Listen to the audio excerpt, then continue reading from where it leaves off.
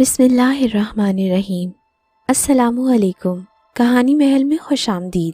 ناظرین، آج میں آپ کے لیے انتہائی خوفناک، سنسنی خیز اور دلچسپ کہانی لے کر آئی ہوں، لیکن کہانی شروع کرنے سے پہلے اگر آپ ہمارے چینل پر نئے ہیں تو ہمارے چینل کو ضرور سبسکرائب کریں تاکہ ہمارے ویڈیوز سب سے پہلے آپ کو ملیں۔ نواب صاحب کا گھرانہ 5 افراد پر مشتمل تھا، 2 بیٹے، 1 بیٹی، نواب شاہد صاحب اور ان کی بیگم سیما۔ بڑا بیٹا انس 19 سال کا ایک خوبرو نوجوان تھا، جبکہ چھوٹا بیٹا اسد 14 سال کا تھا اور بیٹی کا نام جیا تھا جو کہ 12 سال کی تھی۔ ان کا ایک بہت ہی خوبصورت بنگلہ تھا جہاں وہ مقیم تھے اور سب ہنسی خوشی وہاں رہتے تھے، کوئی بھی پریشانی ان کے قریب نہ آتی تھی۔ انس اور اسد ایک ہی کالج میں پڑھتے تھے، اسد 8ویں میں اور انس 2nd ایئر میں پڑھتا تھا۔ دونوں بہت ہی ذہین اور محنتی تھے اور جیا 6ٹھی جماعت میں پڑھتی تھی۔ ایک دن انس جب کالج آیا، اس کو ایک لڑکا نظر آیا جو کہ اس کا ہم عمر تھا۔ وہ اسے کالج میں پہلی بار نظر آیا تھا۔ کسی نے بتایا کہ اس کا نام نعمان ہے اور یہ ہماری کلاس میں نیا آیا ہے۔ جلد ان کی دوستی ہو گئی اور وہ نواب صاحب کے گھر آنے لگا۔ نواب صاحب اس کی خوب خاطر تواضع کرتے، دوپہر تک وہ اپنے گھر چلا جاتا۔ اس کی آنکھوں میں کچھ خوف سا تھا جو سب نے محسوس کیا تھا۔ وہ ہر ہفتے نواب صاحب کے گھر آتا اور 2-3 گھنٹے رہ کر چلا جاتا۔ حیرت کی بات یہ تھی کہ جب بھی انس نے اس کے گھر کے بارے میں پوچھا تو اس نے ٹال دیا۔ ایک دن انس کے بہت اصرار پر اسے اپنے گھر کا پتہ بتایا کہ میں فلاں گاؤں میں رہتا ہوں اور میں اور میرے والد ہی رہتے ہیں، اس کی والدہ کی وفات ہو چکی ہے۔ اگلے ہفتے انس اور اس کا بھائی اسد نعمان کے گھر چلے گئے۔ اس کا گھر اتنا بڑا نہ تھا، 2 کمرے تھے، ایک کو تالا لگا ہوا تھا۔ گھر اتنا خوبصورت بھی نہ تھا، جگہ جگہ سے سیمنٹ اکھڑا ہوا تھا جس کی وجہ سے بہت پرانا معلوم ہوتا تھا۔ وہ دونوں بھائی اس سے باتیں کر رہے تھے، ایسے میں وقت کا پتہ ہی نہ چلا۔ رات کا اندھیرا ہر سو پھیلنے لگا۔ ان کا گھر بہت ہی دور تھا، ایسے میں انہوں نے رات وہیں گزارنے کا فیصلہ کر لیا۔ وہ دونوں کمرے میں سو گئے اور نعمان باہر سو گیا۔ آدھی رات کا وقت تھا کہ اچانک اسد کی آنکھ کسی سرگوشی سے کھل گئی۔ اسے بس اتنا سنا کہ دھیان سے کہیں یہ لڑکے اس کمرے کی طرف نہ چلے جائیں۔ بابا، آپ فکر نہ کریں، میں صحیح سلامت ان کو گھر تک پہنچا دوں گا۔ پھر وہ دونوں خاموش ہو گئے اور ہر طرف سناٹا چھا گیا۔ یہ آوازیں نعمان اور اس کے والد کی تھیں۔ اسد نے سوچا کہ ضرور اس میں کوئی راز کی بات ہے۔ اس نے اپنے بھائی کو جگانا مناسب نہ سمجھا اور اس کمرے کی طرف چل دیا۔ وہ آہٹ کیے بغیر کمرے کی طرف گیا۔ اس نے کمرے میں کسی کو جاتے ہوئے نہیں دیکھا، مگر کمرے سے آواز آ رہی تھی۔ آواز عورت کی تھی۔ اس نے کھڑکی کے ساتھ کان لگا دیے۔ میں نے آج نعمان کے گھر میں 2 آدمیوں کو دیکھا ہے۔ پھر مرد کی آواز آئی، 2 دن کا کھانا ہمارے پاس خود بخود آ گیا ہے۔ نعمان اور اس کے والد نے ان کو بچا لینا ہے۔ یہ عورت کی آواز تھی، اس لیے ان کو کہیں چھپا دیا جائے گا۔ جاؤ، ان میں سے ایک کو اٹھا لاؤ۔ ایک مرد نے دوسرے سے کہا، اچھا میں جاتا ہوں۔ یہ کہہ کر وہ کمرے سے باہر نکل گیا۔ حیرت کی بات یہ تھی کہ وہ بندہ بند دروازے سے کیسے نکلا، یہ دیکھ کر اسد کی چیخ نکل گئی۔ اس نے منہ پر ہاتھ رکھ لیا، لیکن آدمی کو پتہ چل گیا اور وہ اس کو اٹھا کر جلدی سے کمرے میں لے گیا۔ تم اسے اتنی جلدی پکڑ لائے ہو؟ یہ ہماری باتیں سن رہا تھا، مجھے دیکھ کر بے ہوش ہو گیا۔ سب بہت خوش ہوئے، کھانا اتنے دنوں بعد ملا ہے، انہوں نے اسے جلدی کسی جگہ قید کر دیا تاکہ یہ بھاگ نہ سکے۔ چیخ کی آواز سن کر سب اٹھ گئے۔ انس نے دیکھا کہ اس کا بھائی بستر پر نہیں ہے۔ وہ دوڑتا ہوا باہر آیا۔ اس نے نعمان سے کہا، بھائی کہاں ہے؟ وہ دکھائی نہیں دے رہا۔ وہ بھی حیران رہ گیا کہ وہ کہاں جا سکتا ہے۔ سب بہت پریشان ہوئے کہ اسد کہاں چلا گیا۔ انہوں نے اسے بہت تلاش کیا مگر وہ انہیں کہیں بھی نہ ملا۔ انہوں نے گھر کا ایک ایک کونا چھان مارا لیکن اس کا بھائی نہ ملا۔ اس نے اپنے باپ کو فون کر کے کہہ دیا کہ وہ 4-5 دن یہیں رہیں گے۔ ان کے باپ کو بھی معلوم ہو گیا کہ لڑکا غائب ہے۔ وہ بھی پریشان تھا۔ وہ سمجھ گیا تھا کہ کچھ ہو گیا ہے जो नहीं होना चाहिए था। उसने कहा, बेटा मैंने तुमसे राज की बात छुपाई हुई थी। यहाँ जिन और भूत प्रेत रहते हैं और ये बदरूहें इंसान पर हमला करती हैं। इनसे बचने के लिए हमने तावीज पहन रखे हैं और ये तावीज ही हमें बचा लेते हैं। और हम ये घर इसलिए नहीं छोड़ रहे कि हमारे बाद यहाँ जो भी कोई आएगा वो बेचारा यूं ही मारा जाएगा। हो सकता है आपका भाई भी उसके हिसार में फंस गया हो और वो भी दूसरों की तरह उनकी कैद में हो। मगर ये आपके घर आने वालों को क्यों मारते हैं, बाहर क्यों नहीं जाते? अनस ने पूछा। बेटा इसलिए कि हमने घर से बाहर एक हिसार कायम कर दिया है। जो भी यहाँ आता है ये उसको खा जाते हैं। बेटा तुम हमारी बात मानो और तुम यहाँ से चले जाओ। नहीं अंकल, मैं इनको खत्म किए बगैर यहाँ से नहीं जाऊंगा और अपने भाई को इन बदरूहों के चंगुल से आजाद कराऊंगा। लेकिन अंकल ये घर इतना खराब क्यों है? बेटा इसकी वजह यह है कि हम जब भी इसकी मरम्मत करने लगते हैं ये हमें बहुत तंग करते हैं। वैसे ऐसा कब से हो रहा है? मैं इसके बारे में ज्यादा नहीं जानता, सिर्फ इतना मालूम है एक दफा इस घर के असल मालिक के पास मेहमान आए। उनमें से एक चिल्ला करके काला जादू करता था। एक दिन ऐसा हुआ कि जितनी भी मेहमान आए हुए थे वो सब बेजान पड़े थे। उनको किसी ने बड़ी खौफनाक मौत मारा था। सब भयानक मौत मरे हुए थे। जब मालिक मकान ने किसी आलिम से अमल करवाया तो पता चला कि चिल्ले के दौरान वो हिसार बनाना भूल गया था। इस वजह से इस ताकत ने इन सबको मार दिया था। भयानक मौत। मालिक मकान किसी काम से बाहर गया हुआ था, इसीलिए वो जिंदा बच गया और बताया कि इसी वजह से वो बदरूहें इस कमरे में कैद होकर रह गई हैं। जब तक कोई कमरे का दरवाजा खोलकर आगे नहीं जाएगा ये तंग नहीं करेंगी। इस मालिक ने ये घर मुझे दे दिया और मैं इसमें रहने लगा और फिर एक बुजुर्ग की मदद हासिल की।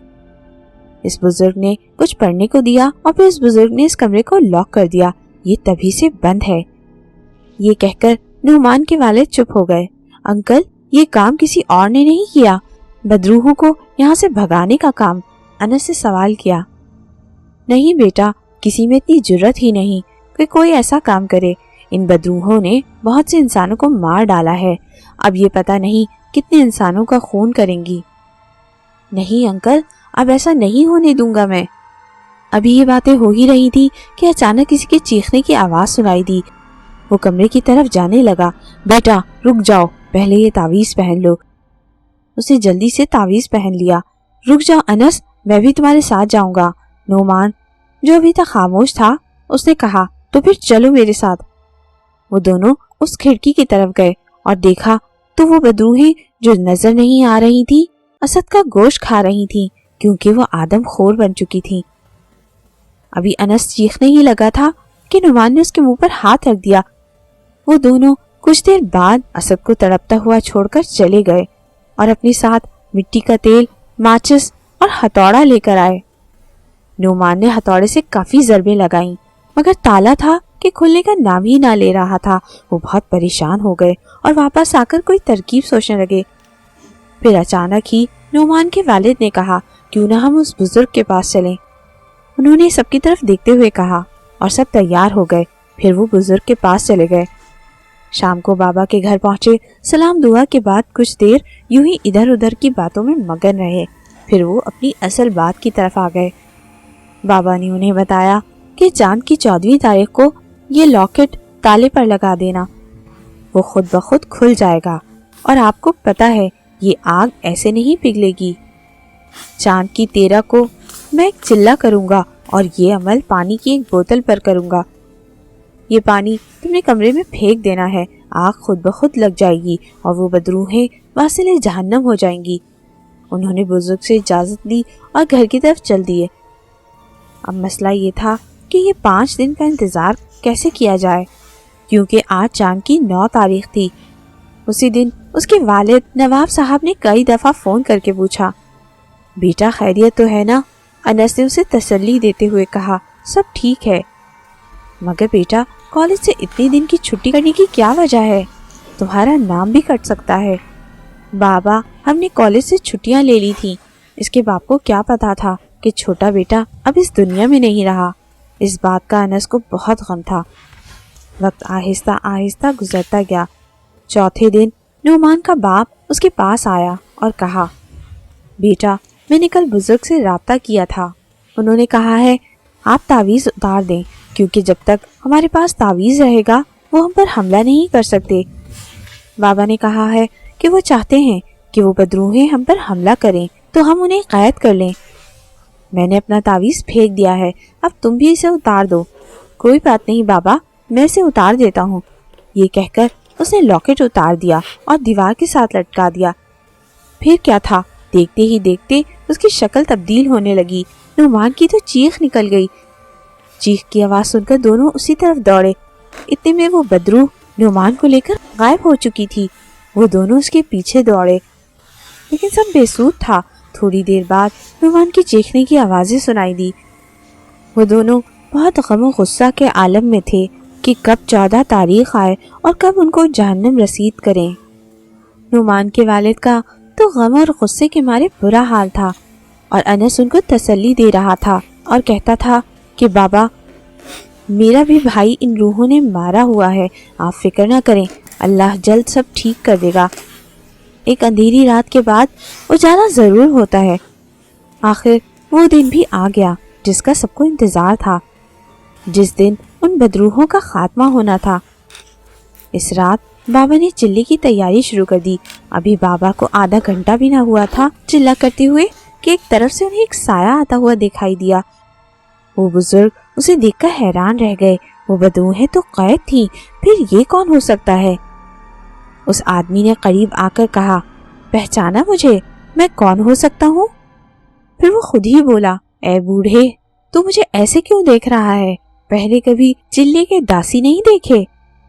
हमारा काम है, जो चिल्ला करे उसको काम से रोकना।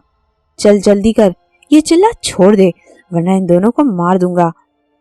बाबा को पता था इन दोनों के गले में लॉकेट है, वो उनका कुछ नहीं बिगाड़ सकता, और बाबा ने आंखें बंद कर ली। जब कुछ देर बाद आंखें खोली तो कुछ भी ना था। इस तरह बाबा ने चिल्ला मुकम्मल कर लिया और 14 तारीख को पानी की बोतल दोनों को दे दी। रात को अनस ने लॉकेट ताले को लगाया तो वो खुद ब खुद खुल गया। इसके बाद कुंडी खोली तो दरवाजा एक खौफनाक आवाज से खुलता गया। अंदर उनको कुछ दायरे से नजर आए जो इधर उधर घूम रहे थे। वो आवाजें सुनकर उनको देखने लगे और खुश होकर कहा, देखा, ये दोनों खुद ही मरने के लिए आ गए और अब हम इनकी तिक्का बोटी कर डालेंगे। हा हा हा हा हा हा हा। ये कहकर वो उनकी तरफ बढ़ने लगे। अनस ने बोतल खोलकर पानी पूरे कमरे में छिड़क दिया। फिर क्या था, आग भड़क उठी।